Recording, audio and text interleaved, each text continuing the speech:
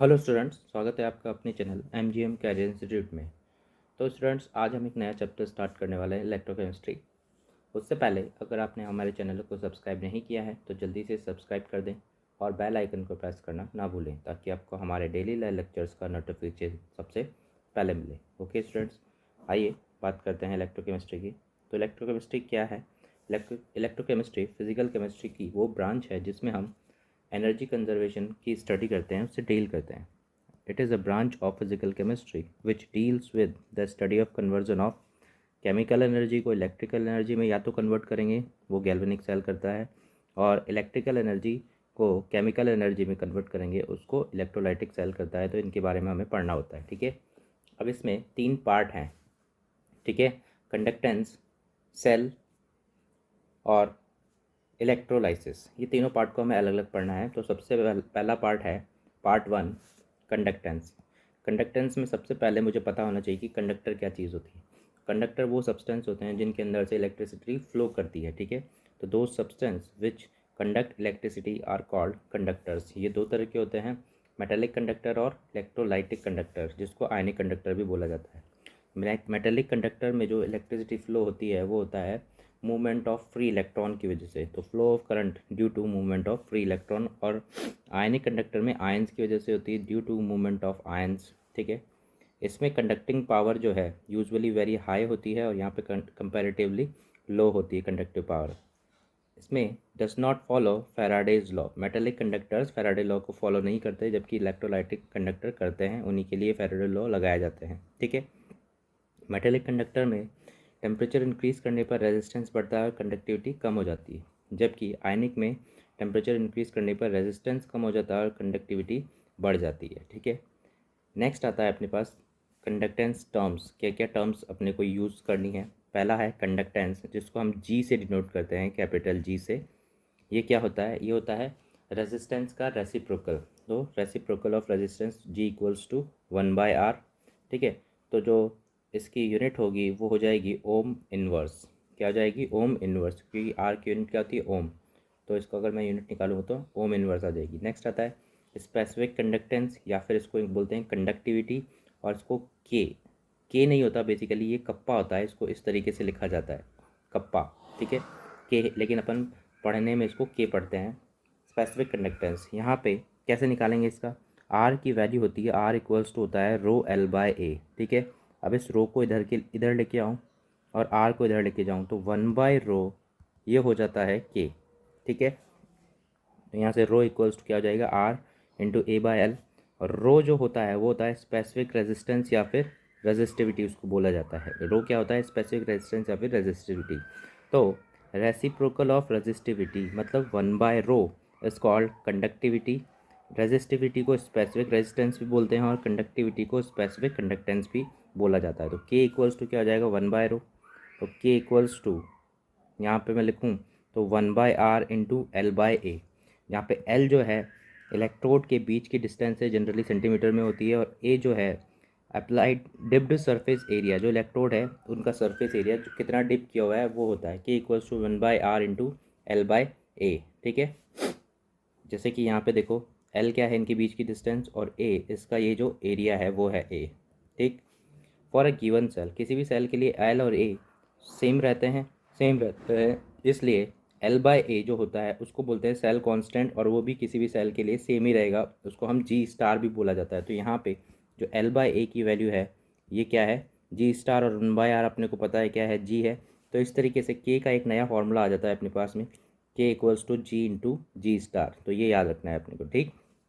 अब अगर एल की वैल्यू 1 एंड ए की वैल्यू 1 सेंटीमीटर स्क्वायर हो गई, देन के की वैल्यू जी हो जाएगी, जिसको हम स्पेसिफिक कंडक्टेंस बोलते हैं। स्पेसिफिक कंडक्टेंस, ठीक है। जब L1 एंड A1 हो जाता है तो उसको स्पेसिफिक कंडक्टेंस बोला जाता है। नेक्स्ट आता है टाइप ऑफ कंडक्टेंस। फर्स्ट है इक्विवेलेंट कंडक्टेंस, इसको डिनोट करते हैं लैम्डा इक्विवेलेंट से या फिर इस साइन से। इसको थोड़ा थोड़ा पाई भी बोल सकते हैं, पाई इक्विवेलेंट या फिर लैम्डा इक्विवेलेंट। क्या होता है? Conductance of all ions produced by 1 gram equivalent of an electrolyte in given volume of solution is called equivalent conductance. 1 gram equivalent electrolyte की वजह से दिए हुए वॉल्यूम में जो कंडक्टेंस आयन के द्वारा पैदा होती है उसको बोलते हैं इक्विवेलेंट कंडक्टेंस। ठीक है, इसका फॉर्मूला कैसे निकालेंगे? 1 सेंटीमीटर क्यूब में जो कंडक्टेंस होती है उसको के बोलते हैं, तो वी सेंटीमीटर क्यूब में क्या होगी? के इंटू वी। तो लैम्डा इक्विवेलेंट इक्वल्स टू क्या हो जाएगा? K into we. लेकिन हमें फॉर्मूला इस फॉर्मेट में याद नहीं रहता है। ठीक है, यहाँ पे जो वी है ये 1 ग्राम इक्विवेलेंट सॉल्यूशन का वॉल्यूम है। ठीक, अब सपोज जो कंसनट्रेशन है वो एन इक्विवेलेंट पर लीटर है, मतलब कि 1000 ml की कंसनट्रेशन एन इक्विवेलेंट है, एन ग्राम इक्विवेलेंट। तो एन ग्राम इक्विवेलेंट का वॉल्यूम 1000 ml है, तो 1 ग्राम इक्विवेलेंट का वॉल्यूम कितना होगा? 1000 डिवाइड बाई एन। अब यहाँ पे इस वी की जगह पे मैं वो वॉल्यूम रख दूंगा, तो लैम्डा इक्विवेलेंट के इंटू वी, वी की जगह पे ये वॉल्यूम हम पुट कर देंगे यहाँ पे। तो lambda equivalent equals to K into 1000 divide by N, ये इसका फॉर्मूला आ जाएगा। इसकी यूनिट खासकर यहाँ ध्यान रखनी है, यूनिट का ही खेल है इस पूरे चैप्टर में। पाई इनवर्स सेंटीमीटर इनवर्स। ठीक है, ये तो के की यूनिट है। सेंटीमीटर क्यूब ये 1000 के लिए है, ml है ये। ठीक है, 1000 डिवाइड बाई एन के लिए, और एन इक्विवेलेंट इन्वर्स के लिए है। तो ये पूरा 1000 डिवाइड बाई एन के लिए और ये के की यूनिट है। इसको और सॉल्व करेंगे तो हो जाएगा ohm inverse centimetre square equivalent inverse. और ओम इन्वर्स को हम साइमन भी बोलते हैं, इसको एस से डिनोट करते हैं। तो Simon centimetre square equivalent inverse इसकी यूनिट आ जाएगी। तो यूनिट बहुत अच्छे से याद रखनी है। ठीक है, नेक्स्ट आता है अपने पास मोलर कंडक्टेंस। मोलर कंडक्टेंस को डिनोट करते हैं लैम्डा एम, पाई एम या फिर म्यू एम भी बोला जाता है इसको। ठीक, तो ये क्या होगा? जैसे इक्विवेलेंट 1 ग्राम इक्विवेलेंट के लिए था, वैसे ही मोलर क्या होगा? 1 मोल इलेक्ट्रोलाइट के लिए होगा। तो conductance of all ions produced by 1 mole of an electrolyte in given volume of solution is called molar conductance. जैसे उसका फॉर्मूला निकाला था वैसे ही इसका फॉर्मूला भी हम निकालेंगे। Conductance of 1 centimetre cube solution कितना है? के। तो वी सेंटीमीटर क्यूब का सॉल्यूशन कितना का जो कंडक्टेंस होगी वो कितनी होगी? के इंटू वी। तो यहाँ पे आ गया lambda M equals to K into we. अब अगेन फॉर्मूला उस फॉर्मेट में लिखना है अपने को। यहाँ पे जो वी है अगेन वो क्या है? 1 मोल इलेक्ट्रोलाइट का सॉल्यूशन का वॉल्यूम है। तो volume of solution which contains M molar, volume of solution which contains क्या है? M molar. तो उसकी मोलरिटी होगी 1000 ml। तो 1000 ml में मोलरिटी है एम। तो 1 molar volume of solution which contains 1 molar, 1 molar कितना वॉल्यूम रखेगा? वो हो जाएगा 1000 डिवाइड बाई एम। जैसे 1000 डिवाइड बाई एन निकाला था आपने, 1000 डिवाइड बाई एम मिलीलीटर। अब lambda M equals to K into we, we की जगह पे ये पुट कर दूंगा मैं। तो लैम्डा एम इक्वल्स टू हो जाएगा K into 1000 divide by M. Unit again ohm inverse centimetre cube, mole inverse. इसको और आगे सॉल्व करेंगे तो ये जाएगा siemens centimetre square mole inverse. इस तरह से ये चीज़ें आएंगी। नेक्स्ट आता है अपने पास में relation between lambda M and lambda equivalent. Lambda M और लैम्डा इक्विवेलेंट के बीच में क्या रिलेशन होता है? अब देखो, हमने फॉर्मूला लिखा lambda equivalent equals to K into 1000 divide by N, और हमें पता है कि नॉर्मेलिटी और मोलरिटी में ये रिलेशन होता है। Normality equals to molarity into N factor. तो बस इसकी जगह पे ये पुट कर दो यहाँ पे, lambda equals to K into 1000 divide by M into N factor. अब ये जो फॉर्मूला है ये बन गया किसका? लैम्डा एम का। तो lambda equivalent equals to lambda M upon N factor. तो ये रिलेशन होता है इन दोनों के बीच में, lambda M and lambda equivalent के बीच में। इससे रिलेटेड कुछ क्वेश्चंस हैं वो हम करके देखते हैं कि हमें क्वेश्चन समझ में आया है कि नहीं। Sorry, resistance of 0.005 molar K2:4 at 25 degree Celsius is 200 ohm. Cell constant G star of cell is 1 centimeter inverse. Then find lambda equivalent. lambda equivalent हमको निकालना है। ठीक है, तो lambda equivalent का फॉर्मूला लगाएंगे। lambda equivalent equals to K into 1000 divide by N.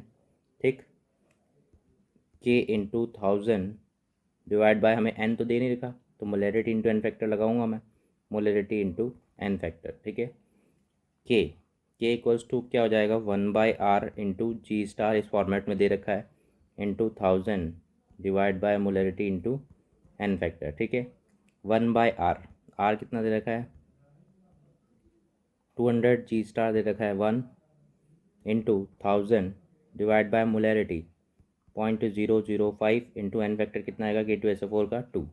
तो इसको हम जब सॉल्व करेंगे तो लैम्डा इक्विवेलेंट अपने पास आ जाएगी 500 Simon centimetre square equivalent inverse. ये अपना आंसर निकल के आएगा। ठीक है, इस तरह से वैल्यूज़ हमें पुट करनी है, बस और कुछ नहीं करना। नेक्स्ट है resistance of deci normal solution present between 2 platinum electrode that are 1.8 centimetre apart, मतलब एल दे रखा है, and 5.4 centimetre square area found to be 50 ohm, then calculate lambda equivalent.